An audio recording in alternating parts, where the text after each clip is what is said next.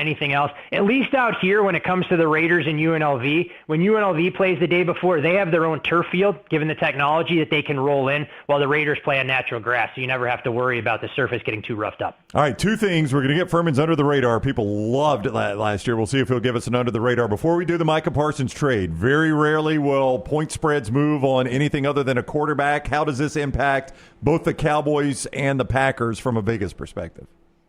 It's changed things quite a bit in terms of the big picture. We saw the Packers go from around 20-1 to win the Lombardi Trophy, now down to 12-1. I think that's a little bit of an aggressive jump, in my opinion. We saw them go from a second favorite in the NFC North behind the Detroit Lions to a favorite at a lot of books. That move I can get on board with when you add that kind of disruptive talent on the defensive side. What is interesting, though, for me is that we actually even saw Jordan Love's odds to win the NFL MVP shrink with the Packers acquiring Micah Parsons, given the fact that we think that it's going to be a higher profile team and they may have a little bit of a better ceiling. I can tell you that all of us as football fans will no doubt be circling the Sunday Night Football game when Green Bay returns to Dallas in late September to see if fans elect to cheer for Micah Parsons and boo Jerry Jones or how things flip. But in terms of the Cowboys' outlook, this was a bad defense even with Parsons that gets worse. And so I think it makes, drafting certain players in fantasy like a Dak Prescott, a George Pickens, or a CeeDee Lamb that much more attractive, and expect all of those players to maybe even take some money in their season-long props. Although Dak Prescott was a bet-on guy from professional bettors, we saw his over-under for passing yards open earlier this summer around 37.50. That number got as high as 39.50, and wouldn't be shocked if it closed closer to 4,000 before kickoff on Thursday night. All right, many of you remember Furman's under the radar last year. It was scorching hot. You got one for us for week one, Todd Furman, an under the radar pick. You know what, gentlemen? It's so difficult because a lot of these numbers have moved. I thought I was going to come in today and offer up a potential play on a Friday night with Charlotte and give them out plus 5.5. That number's now down to a field goal, so we're not going to make that mistake. And as you go through the board, so many of these prices have kind of beat into shape. So I'll give you one. We'll call it a slight lean, more so than an official pick. But I lean towards UTEP plus the 6.5 on the road against Utah State. I know that's a game that's going to be a ratings palooza throughout the Birmingham area because when the Aggies do battle with the Miners, everyone wants to tune in. But I think UTEP is a little bit underrated right now with the way they're being priced. People in Logan seem to think that this defense is going to take a little bit of time. And the one thing we've seen about Bronco Mendenhall, he is a program builder. He just doesn't have the pieces in place right now. And with their strong safety, Ike Larson, being suspended for this game, I think you could see a couple of breakdowns in that defensive backfield. So we won't call this an official under-the-radar play, but UTEP plus 6.5 for me to get things going. It's the only number still kind of in range that hasn't been beaten up over the course of the summer. All right, that's Furman hitting range balls right there. We'll get him whipped into shape. Furman, thank you, man. Enjoy week one. Actually, you know what? I'll give you one more. I'll give you one more as well while we're here. Since I gave a lean, I'll give you another lean as well. And this one we'll do on the money line. We'll take Northwestern to go down to New Orleans and beat Tulane outright. Ooh. Northwestern has kind of been a buy-on team for us, an upgraded quarterback with Preston Stone. In my opinion, a better defense. And while I love John Summerall and think he is destined for bigger and better things, I have real questions about the Tulane at the quarterback position and some of the skill positions as well. So I'll take the Big Ten team on the road at AAC country, not just to cover as a 4.5-point dog, but to win that game outright. Double bet for him. All right, Furman, thank you. Enjoy the weekend. We'll see you next Friday. You guys do the same, gents. Talk to you soon. All right, buddy. Todd Furman. Anything from the next round when you listen on demand through the podcast platform of your choice. Apple, Spotify, iHeart, or Google Podcasts. Wherever you listen, always like, follow, subscribe, and turn on automatic downloads so you catch every part of the next round. Listen anywhere in the world at any time on the Next Round podcast feed and support the show by following, subscribing, and turning on automatic downloads on any podcast platform. Thanks for always making the next round a big part of your day. Yo, kinfolk, what's good, man? Let me holler at you for a minute. You know how life can be life. You're out there chasing that dollar. Every dollar is accounted for going somewhere. Then all of a sudden, bam! Out of nowhere, a car accident. All I had to do was hit up my people at Alexander Sonora Trial Attorney. You already know when that dude Alex pulls up the trial, he shuts down the litigation situation. Yo, go to Sonora.com. Hit him up at 659-777-7777. Call me, Alabama. No representation that legal services provided are better than any other provider. 9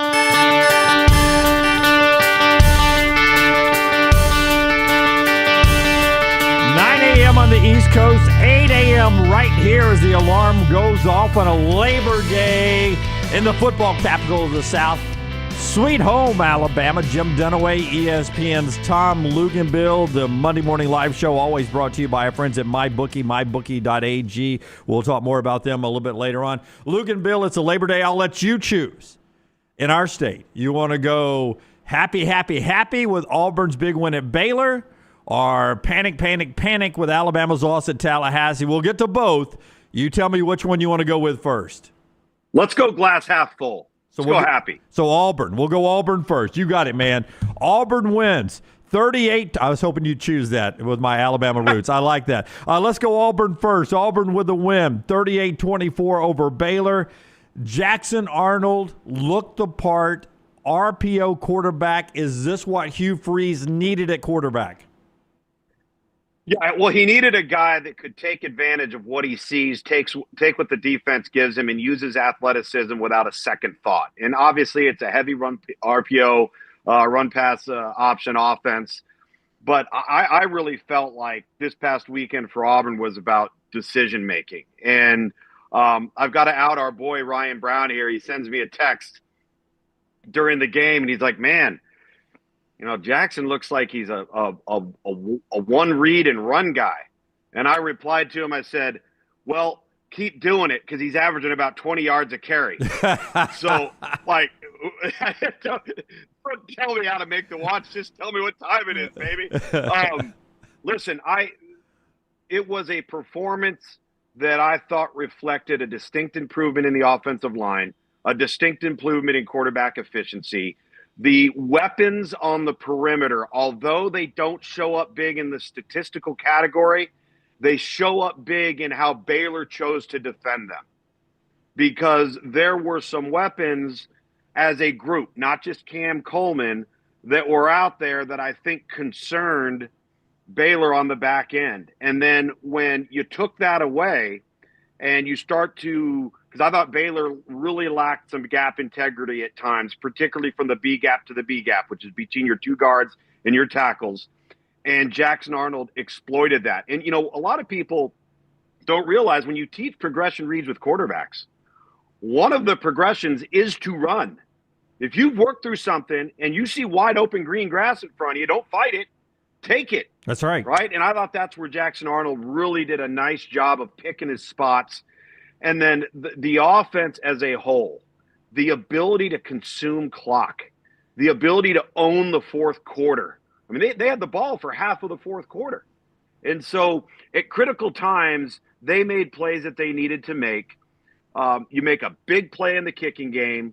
You know, I think when you go into a first week matchup, Jim, the coaches want to do three things. They want to limit pre-snap penalties. They want to limit turnovers, and they don't want to have a kicking game snafu. Yeah, I'll tell you this. Hats off to Hugh Freeze, too, not just for the win. He needed a big win. He got that.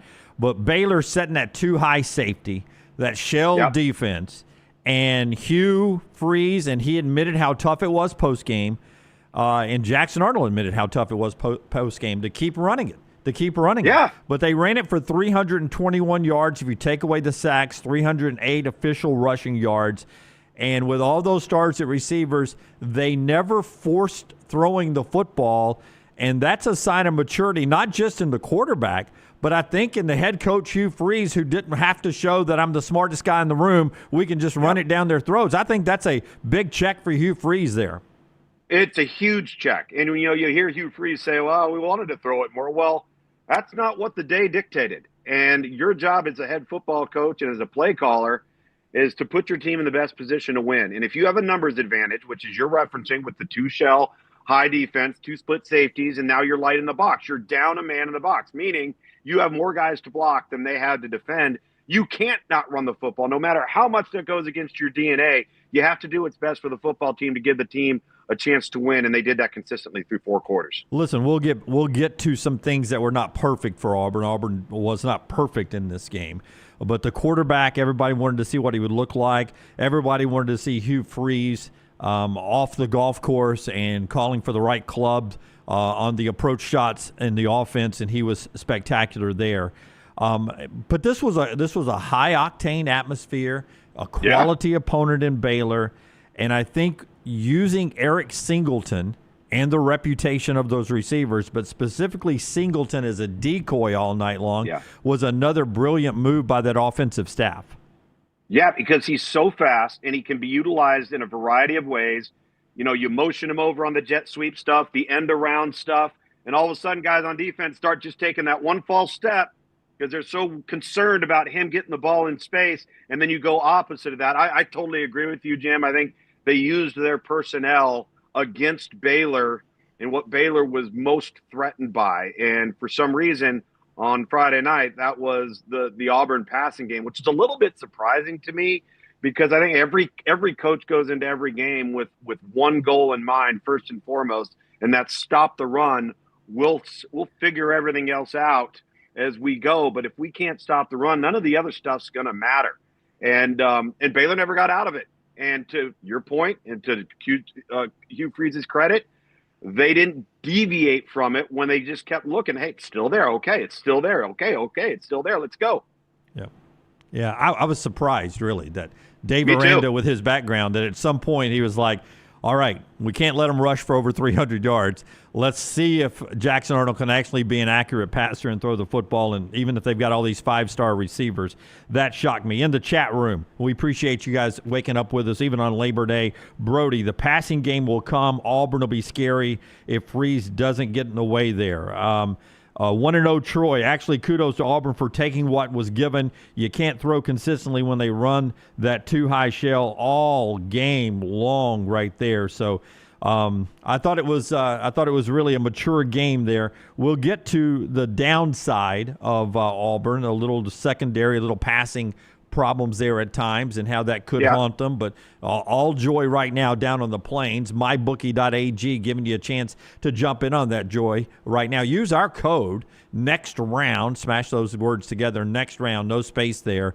And on your first bet, up to $500, you're fully covered. Make your play. Make your bet. And if you don't win up to $500, you get it right back with a bet back bonus. That's right there. No stress on that first bet. If you didn't jump in this weekend, you can jump in tonight for TCU North Carolina, or you can jump in for week 2 anytime throughout the year. Sign up with mybookie.ag with the code next round. Claim your bet back bonus and make this football season where you get bragging rights and bankroll. MyBookie, where bettors win together, because bragging's good, but cashing in is even better. MyBookie.ag. All right, there was 419 passing yards. 204 yards of that after the catch. Caleb Harris got beat deep one time, number 8 there. And it's a deep secondary.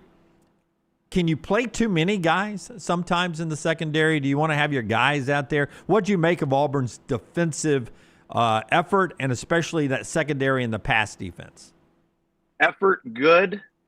Rotational depth will be critical down the stretch. You may look at this first game and say, why are you playing so many guys? They played 7 true freshmen. 7, right? Yep. And got some pretty good production out of it. But you're also, when you do that, you're going to have youth and inexperience on the road rear its ugly head at times. It wasn't perfect. I think you got to obviously put yourself in better position to limit explosive plays and yards after the catch, which is that's attention to detail in tackling, right? And this isn't just exclusive to Auburn, but look at what our game has turned into, Jim. We try to put player safety first, which we should. We limit contact. We rarely go full go live. And then all of a sudden you got to go out on the field and you're expected to go out and tackle really, really well. Yeah. Right. And I think in a week 1 scenario, you're going to see some sloppiness. And I'll say this. If you watch the entire weekend of college football, there was a lot of sloppiness. Right? There were a lot of bad pre-snap penalties, turnovers, poor kicking game performance.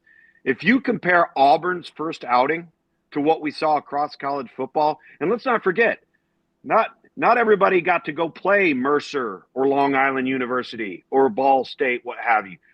A team like Auburn, a team like Texas, a team like Clemson, they had to go out and play football teams that were equal or greater talent-wise, meaning the margin of error is razor thin. So I acquit Auburn really well in terms of a first-game performance, even with some defensive areas that I think are correctable, because you'll go back on the tape and you'll look, okay, did we not get home?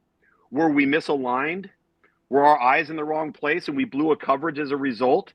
Those are all coachable, correctable deals. Where you get concerned is if you are devoid of talent and you are flat out manned and you can't coach that. I didn't see that on Friday night with Auburn. Yeah. And last year, 22 giveaways, 13 interceptions when it felt like Auburn was in a one-score game with a chance to win it last year. So a clean slate offensively and a great effort, especially as the game wore on defensively from Keldrick Falk. He was still throwing heavy punches in the fourth quarter, wasn't he? Yeah, I'm telling you, they've got some good young players on that side of the ball. Like, I can see why they're playing them. I think they feel like they're talented there, and they're talented enough to beat people, but they got to get those kids snaps. And I know it's against Baylor, and it's a top-notch opponent week 1, but you know what? They threw them to the fire. Let's see what those kids do. And listen, we're going to be sitting here talking one Monday morning on a 7 or 8 week stint outside from now and going, how much has that paid off? Yeah, I don't want to move away to Alabama until I mention Rashawn Pleasant as well. He put the game away with that 98-yard kickoff return. Amazing run there, and the effort that he put in there, and he called his shot. I mean, if you followed Auburn's camp, not only was he talking, the Auburn coaches felt like Pleasant would get one in this game, and he did. Yeah. Did you go on the road and you have a special teams touchdown in week 1? That is huge. I mean, it's absolutely, because it sets the tone, right? It creates energy. It takes the crowd and the air out of the stadium, and it fuels your whole football team, Jim. I think that's the thing is when something like that happens that has nothing to do with offense or defense, it changes the mentality. The confidence goes to an all-time high. You're jacked. You're now controlling the environment. There's no negatives or downside that come from that, and it affects all 3 phases of the game. OG22, defense will get better for Auburn there. And he says, Auburn, Oklahoma, I can't wait for that trip back there over in Norman. Fun schedule coming up for Auburn, early part of the schedule. Off to a great start with the win at Waco and Baylor. Interesting time. I mean, 2 different platforms. You heard the name Nick Marshall mentioned this weekend. Arnold had the most rushing yards by an Auburn quarterback since Nick Marshall in 2013. This is a professional transition here. So sit back, kids, and watch this happen here. Arnold had the most rushing by an Auburn quarterback since Nick Marshall in 2013. Meanwhile, in Tallahassee, Thomas Castellanos, with Gus Malzahn calling the plays, looked like Nick Marshall running the football against an Alabama team as Florida State upsets the Tide. Man, they didn't throw the ball at all. Castellanos and Gus Malzahn just designed it up and let them run it right down Alabama's throat. But, Jim, when they did throw it, uber efficient and resulted in explosive plays. That's the thing. They didn't throw it much, but when they did, there were critical plays that Florida State made. Listen, in my opinion, this was a master class of Gus Malzahn at his best when he's got a dynamic runner at quarterback. You and I have talked about this for years. Go back and look at the history of his offenses. If it's a pure drop back guy, it's not the same offense. When the quarterback can be part of designed, designated runs and create the improvisational plays, that is when he gets cooking. And then what happened was when they started getting control of first and second down, and now all of a sudden they could go as fast as they wanted to, or they could dial it back. And they had the full complement of the play sheet, the reverses, the end arounds, the jet sweeps, movement of the pocket with Thomas Castellanos, never allowing him to be in the same spot consistently. They had Alabama's head spinning on defense. The eye candy, the window dressing, all of the backfield movement. It was a really impressive outing versus a team, guys, and Jim, that defensively returned some real productive components, particularly in the defensive front. And then obviously what was a youthful secondary a year ago that was 1 year now older, I think the biggest thing that stood out to me, Jim, is I thought Alabama had effort issues on defense. Yeah, I want to get into that, okay? Okay. Tom Luginbill's with me, ESPN, ACC Network, here on Monday Morning Live, brought to you by our friends at MyBookie, mybookie.ag. Use the promo code next round there. Bet back bonus is happening. I've watched, a lot of football since Thursday night and counting week 0. The effort across the board did not look the same for Alabama after that first offensive drive as it did for Florida State and as it did in many games that I watched around the country. How is that possible? That's what Alabama fans are asking themselves today, especially on the defensive side of the football when they're watching all that eye candy, all that motion. Kalen DeBoer said it afterwards. He said, you can't play on your heels. Yep. Why was it just the fear of what misdirection Gus Malzahn was running, you thought, put it on the hills? Tell me what you saw when you look at the tape effort-wise from Alabama and why you think it may have been happening. So the confusion that I believe Gus Malzahn created defensively, which would lead to false steps, eye violations, being out of position, is where Alabama looked lost. The problem is, even if you're confused or you're not sure, be confused and unsure 100 miles an hour. Find a way to respond. Find a way to effort to the football, strain to the football. You may be wrong, you may be out of place, but you better be hustling and you better get on your horse. What it looked like was one team was moving at full speed and the other team was in slow motion.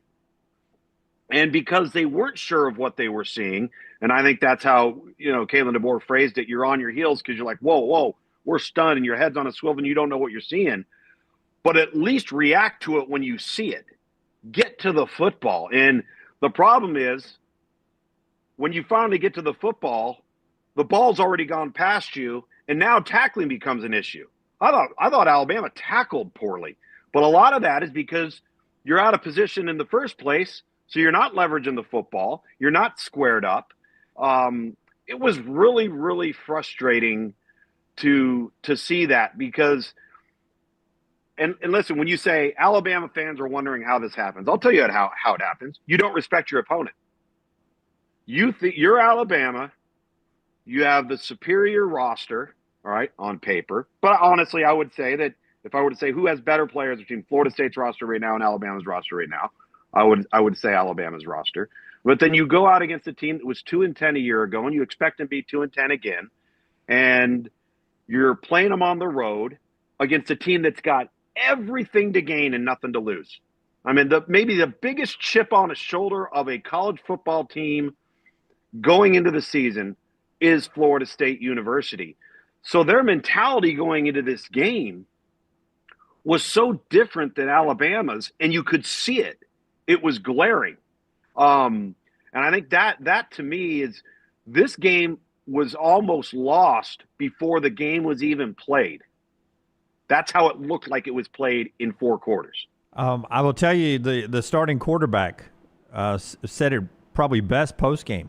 We felt like we won the game after that 17-play, 75-yard drive to start at 7-0. And there he is in his first start saying you can't look at the scoreboard. He was echoing what Nick Saban said for years. And sure. But see, it wasn't just the slowness. I was amazed at how more physical Florida State was than Alabama. The offensive line consistently pushed. I know they didn't have Tim Keenan, but the guys that are out there are pretty good. I was surprised at how Florida State's offensive line consistently pushed Alabama backwards. There was a surge on almost every running play, pushing backwards. The contact, the hitting, everything. Florida State was more physical than Alabama was. In every facet. And listen, if you own the trenches on both sides of the ball, and it wasn't just off Florida State's offensive line, who in the world was wearing number 74 this past weekend for Alabama in the offensive front? Because that didn't look like the Caden Proctor everybody was expecting. Nope. That was a turnstile in a subway train. I mean, because I didn't think Ty Simpson. I thought Ty Simpson acquitted himself pretty well when you consider Alabama couldn't run the football, got owned up front. And that kid kind of showed some mental toughness and weathered the storm, managed his emotions, made a couple of plays here, and that wasn't all perfect. But I thought there were some building blocks there for Ty Simpson and this offense to build around. But that wasn't all Ty Simpson. I mean, I could not believe, particularly the left side of the offensive line for Alabama getting owned like that up front and constantly being under duress was the Alabama offense. So they were out of sync. The quarterback was off schedule, and you could never get into any type of rhythm. That's why everybody talks about winning up front changes the entire game, because if that stuff is controlled, it doesn't matter who your wideouts are. It doesn't matter who the running back is. It doesn't matter who your quarterback is. You can't control that part of the game. The rest of it comes crumbling down. In the chat room, after I remind you, our friends at MyBookie.ag has that bet back bonus right now. No stress. You sign up right now using the promo code next round, and up to $500, your first bet is fully covered. In other words, if you lose it, you get it right back, a bet back bonus right now. So no stress. You get that the first time you bet, up to $500. You sign up at MyBookie.ag, MyBookie.ag. Plain wants to know, Deontay Lawson wasn't happy with his performance in the chat room here. Jefferson, the linebackers, facing anybody really, but specifically a Gus Malzahn eye candy offense. How important are the linebackers? And then there's 6-7 people want to know about Kane Womack's scheme against a lot of people, but especially a Gus Malzahn offense. So let's talk linebackers first, and then the scheme for Womack, the way he attacks it with that swarm defense, something that a lot of people that I respect, like Roman Harper, have never been a fan of. So first the linebacker play for Alabama. What'd you think of them? Thought they were hesitant. I didn't think they were disciplined. That's the number one thing that you have to be versus that style of offense, is you have to adhere to your keys, because if you don't, they're just waiting for you to take one false step. And that's all they need, because what they're doing is they're angle blocking you. They're getting you to take a false step so that they can leverage you in their blocking scheme, particularly in the gap scheme, which Auburn loves to run. If the linebackers are not leveraging the football, are not disciplined with their keys, not stepping up and plugging and attacking and taking on blockers, then you're already beat because you're downfield by the time they're making contact with you. That was what I saw from the linebacking core. And again, some of that comes from what we were talking about before, of being maybe slightly unsure, not trusting what you're seeing, not adhering to your principles, and falling into the trap that Florida State wants you to fall into. Listen, I think it's very, very easy to criticize scheme when you're replacing a Nick Saban coached defense, a Nick Saban coached coaching staff, and you're trying to put your own mark in your own philosophical identity on a team and on a defense. But the reality of the situation is this defense has not performed to the level of their ability. So you have to ask yourself, is that player development? Is that understanding of what you're trying to accomplish on defense? Or is it playing guys out of their position or out of their realm of what they're best at? And could it be a combination of all three? Right? Those are all fair criticisms, because when you have talent, and I would say the same thing about Clemson last year with their defensive talent, the way they played and the way they played at times on Saturday night, which was surprising defensively under new coordinator Tom Allen. It's fair to ask those questions, but it's, everybody wants to criticize scheme when things aren't going well. But at the end of the day, you also got to look at whether or not the production of the player is what it should be within that scheme. Yeah. SK in the chat room with a super chat. Listen, I'm not a big super chat guy, guys. I'm okay on the money wise. I try to read all the good comments in there, but I'll jump in since you did this.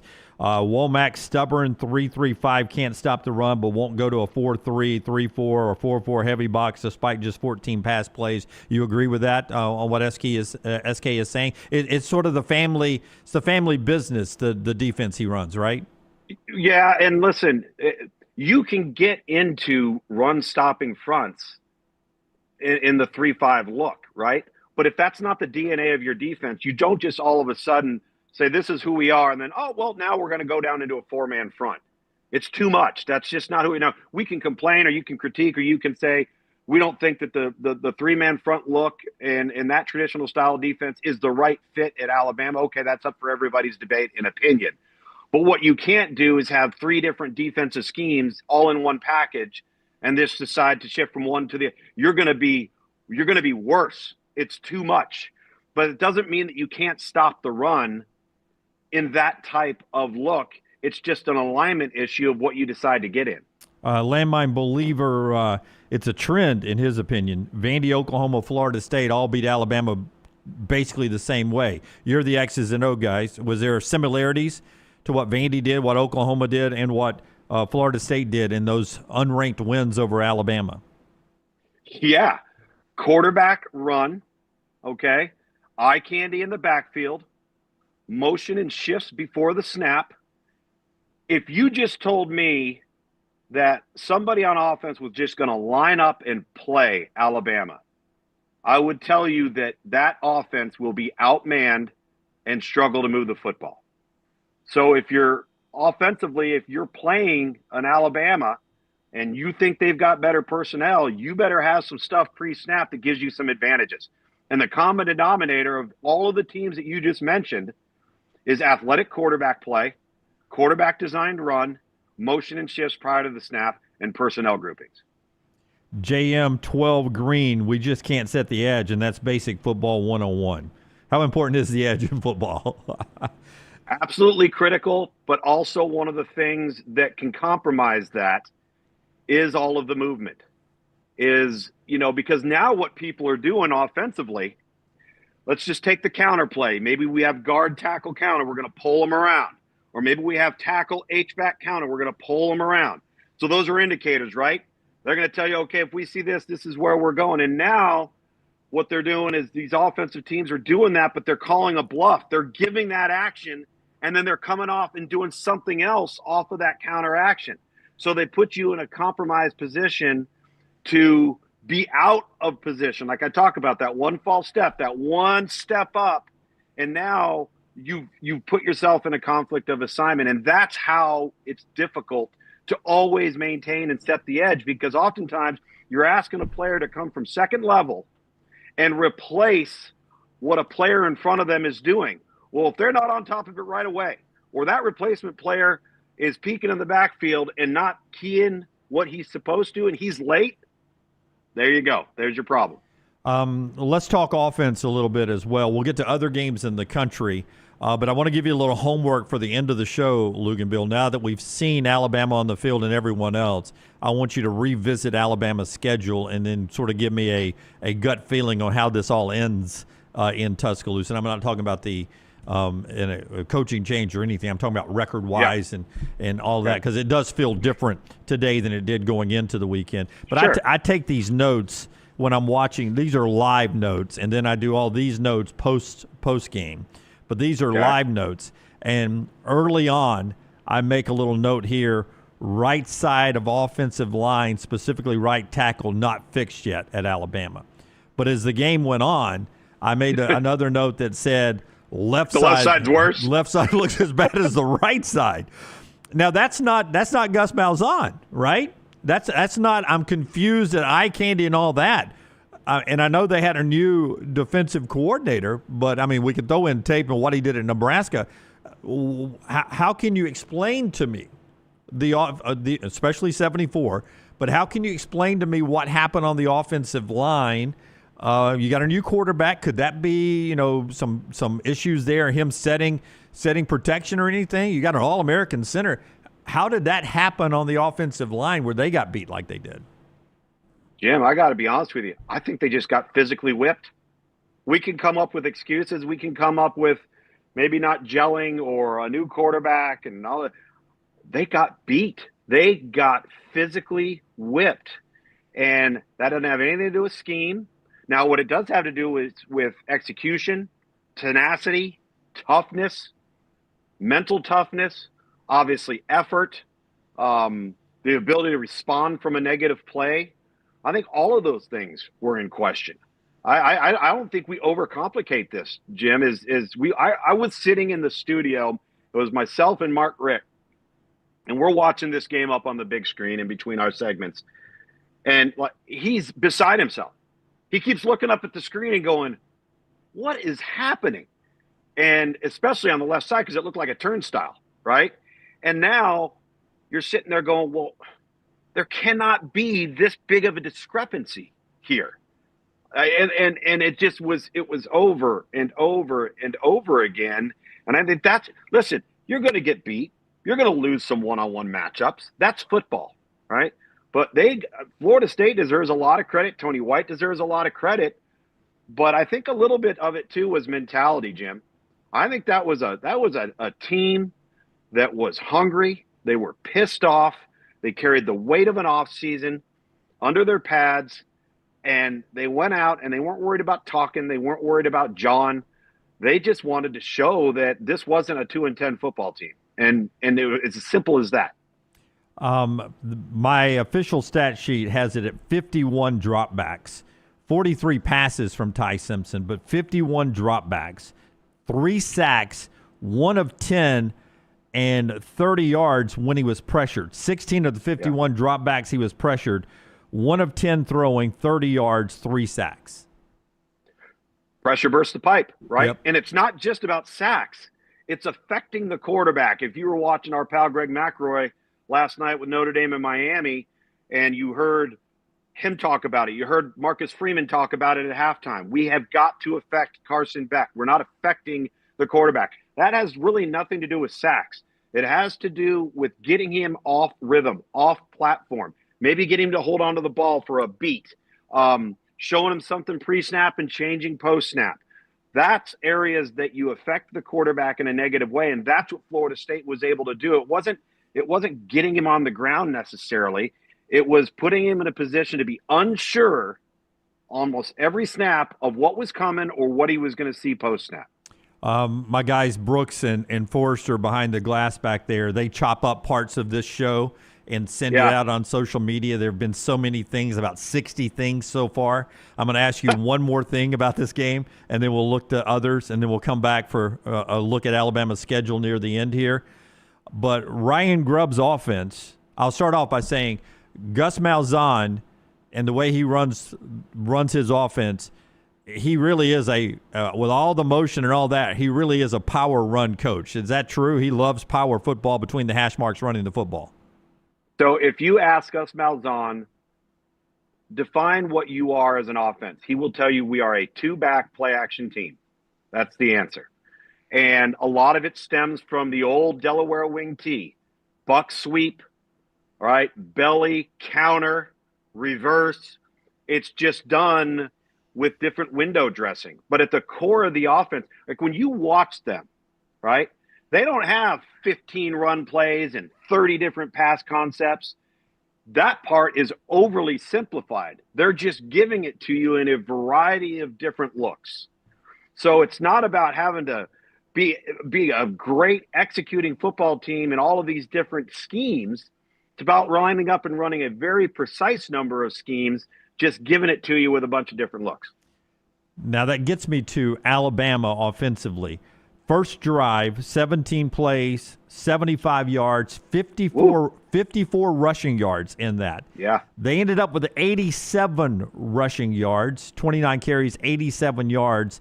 Ryan Grubb's offense, when you looked at that, he was 28th in the league last year in the National Football League with running the football with the Seahawks, 28th in the league.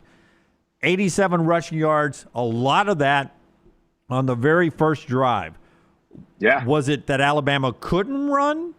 Were they choosing not to run? When you rewatch that game, why could Alabama not run? And I know they were without Jam Miller, but why could they run on the first drive? Did Florida State make adjustments? What happened to the run game?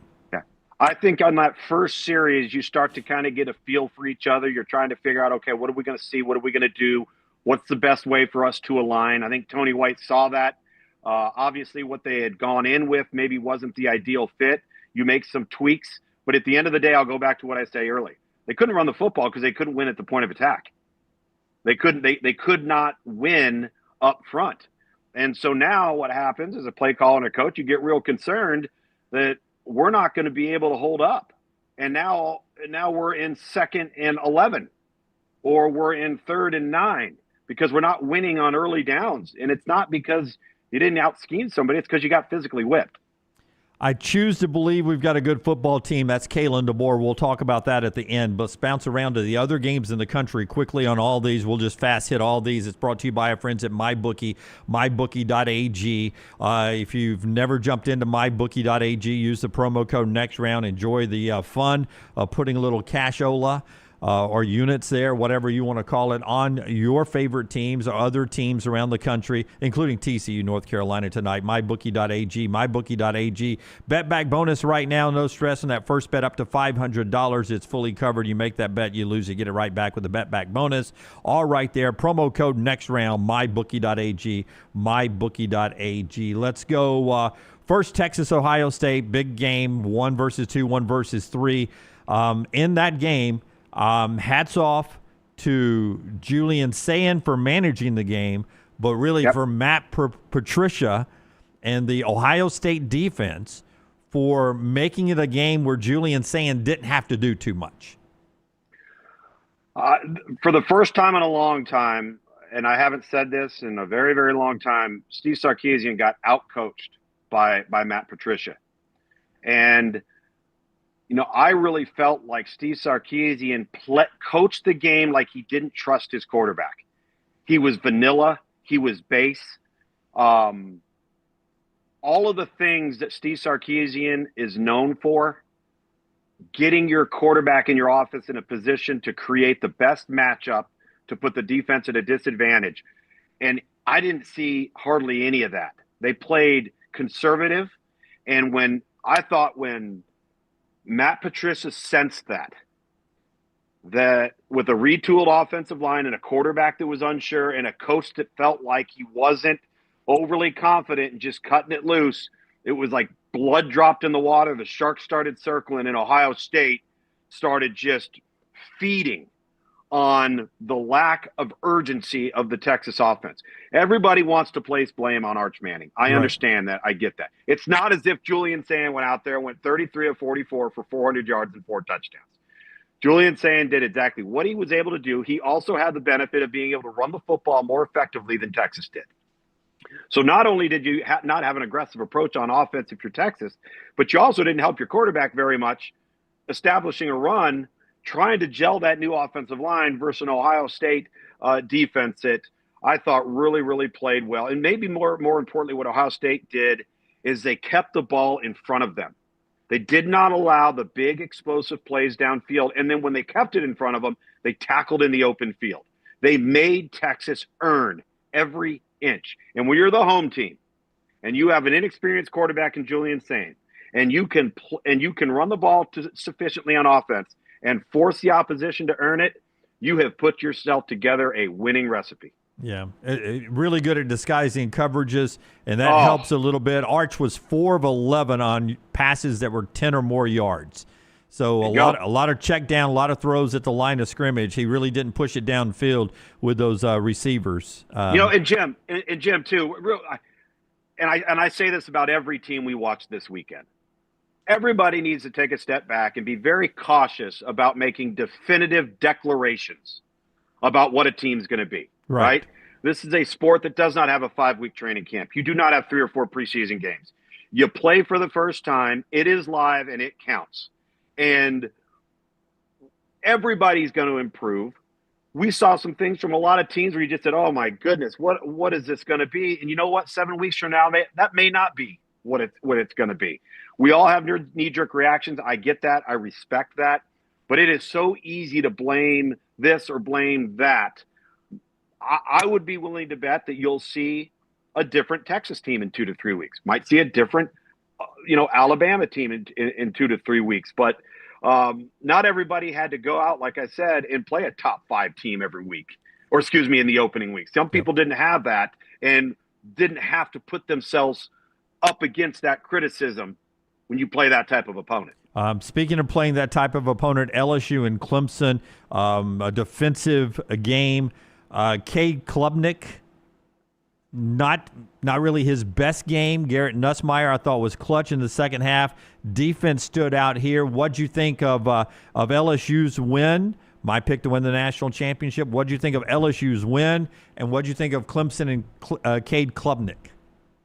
So I felt LSU's win was largely in part due to Blake Baker, the defensive coordinator's year 2, and that defense understanding and buying in, being healthy, and the guys they brought in, particularly in the defensive secondary, plus the 6'4" freshman corner DJ Pickett, looked like an entirely different unit. That was key because that was a struggle a year ago to watch LSU play the way they played on defense. I thought Cade Klubnik regressed, Jim. I thought Cade Klubnik on Saturday night looked like Cade Klubnik in 2023. Didn't anticipate, was unsure of what he saw, was not decisive, moved around unnecessarily. Clemson had zero semblance of a run game. And once LSU started to get a feel for that, they started to pin their ears back and really come after for Cade Klubnik. Not the type of performance with his expectations and you're playing at home that you anticipated him having. And then 2 other things that stood out to me. Garrett Nussmeier is a flat football playing dude. Yes. If I'm in the National Football League and I'm looking for a guy that could transform a locker room just because of guys are going to respect the heck out of him, I'm looking at Garrett Nussmeier. Secondly, I was stunned to see that Clemson played as poorly as they did versus the run with the caliber of player that they have in the defensive front. I thought Tom Allen's impact, even out of the gate, as the new coordinator at Clemson, would have greater magnitude. It did not. I mean, we're not just talking about creases and holes. We're talking about wide gaps of the ability for LSU to run the football. And so, those are my takeaways from that game. Great football game. 2 very evenly matched teams. LSU made a few more plays, and the quarterback play was superior on the LSU sideline. Yeah, but a great win last night for the ACC and for Miami. Atmosphere was good, and I thought the Canes showed up, especially physically on the defensive side. I mean, Ruben Bain Jr. Was unbelievable last night. 27-24, Miami beats Notre Dame, and they had a 2-touchdown lead, and I thought Cristobal was very conservative. But, hey, Carson Beck's maturity looked good, but to me it was the Miami defense that really wowed me. So you've heard that phrase, the middle 8, right? Yes. Everybody talks about that last 4 minutes of the second quarter, the first 4 minutes of the third quarter. The strongest 8 minutes of the game for the University of Miami was the middle 8. And it set the tone going into the locker room. It set the tone coming out of the locker room. Then they had to weather the storm a little bit because Miami went 4 straight series without getting a first down after looking like a hot knife through butter in that opening series of the third quarter. So I was incredibly impressed with not only Carson Beck, who was uber efficient, but the offensive line for Miami showed up against a really talented defensive front 7 for Notre Dame. They were able to effectively run the football. And the question for Miami was, okay, well, who are the wideouts going to be? I thought Miami's wide receivers were really dangerous. I liked them. I thought they were really good in space. I thought Shannon Dawson did a good job of creating opportunities for Carson Beck to get the ball into the open field. But you are 100% correct. When it came down to crunch time, the defensive front for Miami took over. It wasn't always pretty, but when they needed to make a negative play, when they needed to affect the game, they did, not just on that last series, which obviously was critical. But I go back to the Ruben Bain interception. And for those who have never had the privilege of attending a college football practice, every team in America runs a drill versus air where they've got all 11 on the defense. And the defensive coordinator or a GA or somebody snaps the ball, everybody drops into their coverage, and then the quarterback will throw it. The guy will throw it one direction or the other. And the goal of the drill is for everybody on the field, regardless of where you are or who you are, to get to that football as fast as you can. All right? They call it cover down. Do you recall how many orange jerseys were around that football when Ruben Bain intercepted it? Yes. That's an impact on leadership. That's an impact on the new defensive coaching staff. It's a reflection of the mentality that at least in game one we saw from Miami on defense. And they also look, for the most part, like they've corrected some of their defensive second issues from a year ago. Certainly looked improved. It wasn't perfect.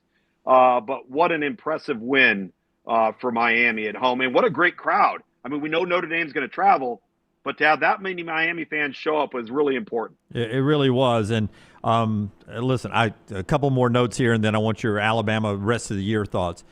I would have paused play really quick just to question if I was Marcus Freeman. It was like an old when I was a kid. It was Alcoa. You make the call.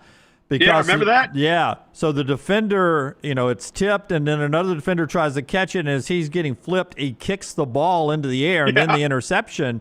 I would just ask for a ruling. Is that illegal kicking? Illegal kicking. Could you make a case that he intentionally kicked it? I would have asked if I was Marcus Freeman just to have them huddle there and see what the ruling was. I mean, I just wanted to know. That's what I was screaming at the TV. I'd ask that question if I was Notre Dame. I believe the answer is no, because the ball never touched the ground. Okay, so it has to be on the ground. Yeah. That's just whatever happens with a body part in the act of a ball being in the air is whatever happens. Okay. All right. I would have wanted a ruling. I'd ask that question if I was Marcus Freeman. Quickly, Syracuse, Tennessee. If I'm a Volunteer fan today, I'm okay with Joey Aguilar. Absolutely. And listen, you got to credit Syracuse, too, for hanging in there, because that thing could have gone really bad, really fast. Fran Brown had his team at least dialed into the moment to continue playing. Don't look at the scoreboard. But listen, Syracuse is outmanned athletically. Wasn't perfect for Tennessee. But if Joey Aguilar can just minimize the risks that he is prone to take with the football, they're going to be just fine, because they got weapons, and that guy can make every throw on the field. That deep post route he threw might have been the best, most prettiest throw we saw in the entire weekend. Georgia Tech, gritty win at Colorado. They were sloppy early in that one. Clemson goes to Atlanta in a couple of weeks, I think week 3. That'll be fun. Utah, I know it's only UCLA, but Utah looks the part, man. Devon Dampier, just wait till you see him. I'm sitting in my hotel room at 1:30 in the morning on Saturday night, and I'm going, okay, well, this is exactly what I thought I'd see out of UCLA and the UCLA offense, but it was also exactly what I thought I would see out of Devon Dampier. If you watched him at New Mexico, he is hell on wheels, man. I'm telling you, Utah's a problem. All right, so the rest of the games we didn't talk to, more on the ones we did talk about coming up on the next round when LT and Brownie join me here. The homework I gave you just from the start of the show to right now, since you're at home on this Labor Day. After seeing Alabama on the field, Kalen DeBoer still believes it's a good team. But in my chat, people are making a case for 5-7, for 6-6, for 7-5, knowing that you still have home games with LSU, Tennessee, and Oklahoma, road games at a different-looking Auburn now, road games at places like Missouri and South Carolina, at Georgia. Wisconsin coming to town. Not going to overlook anybody now. Yeah. You got a feeling on how this thing ends this year for Alabama? It won't end well if the improvement up front on both sides of the ball in execution, discipline, and effort do not improve. If that part continues to improve, then I don't have distinct concerns. But again, we're making a one-game assessment off of a performance that was glaringly bad in areas that are very, very concerning. And let's not make those assessments and diminish the culpability of Florida State here. They deserve credit. Right. Florida State was ready to play. They made good off-field decisions. They executed better. They were more physical. They were tougher. And they played with more energy, passion, and discipline. Bottom line. If that doesn't improve, particularly up front on both sides for Alabama, then yes, I think there's viable reasons for concern. We'll leave it with that right there. Pretty good opening weekend. One more game to go. Monday Morning Live with Tom Luginbill. Luginbill, enjoy the rest of your Labor Day. And I know you're working 7 days a week. Yeah, man. Yeah, so you are laboring. We're working, baby. Yeah. We celebrate Labor Day by working. Yeah. Well, no better way to celebrate Labor Day than by working. Monday. We could be digging ditches, Jim. We could be. We could be. According to the chat room, I think I'd be better at digging ditches than the way they feel my performance was this morning. Monday Morning Live. That's it. Brought to you by our friends at MyBookie. MyBookie.ag. Promo code next round. About 10 minutes away from a live version of the next round. Until next time, God bless you. God bless America.